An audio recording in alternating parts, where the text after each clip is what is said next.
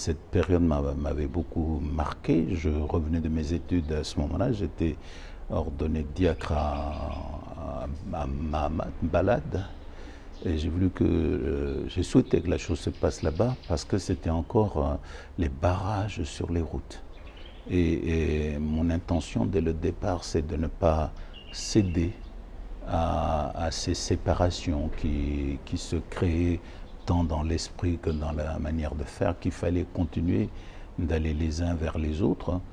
Et les responsables d'église, tant catholiques que protestants, et les autres aussi, ont interpellé les chrétiens pour qu'ils changent leur manière de concevoir l'Église. L'Église n'est pas seulement un refuge. L'Église est d'abord un espace de rencontre.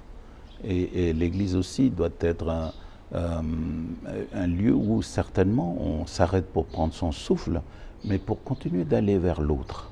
Toutes nos églises sont restées marquées par cette interrogation et aussi on fait de sorte que les chrétiens participent pleinement à la vie sociétale.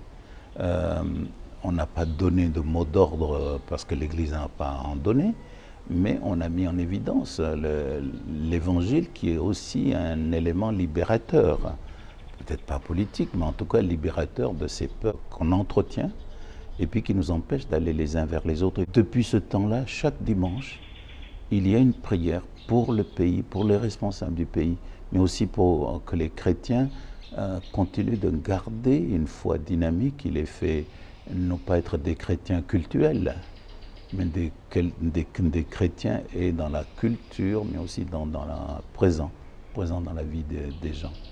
Voilà. De sorte que les hommes et les femmes qui sont ici en Calédonie, voilà, quelle que soit leur appartenance politique, religieuse, il faut qu'on continue à se dire que nous sommes tous des Calédoniens, des habitants de ce pays, et qu'on veut faire de ce pays un lieu habitable pour tous.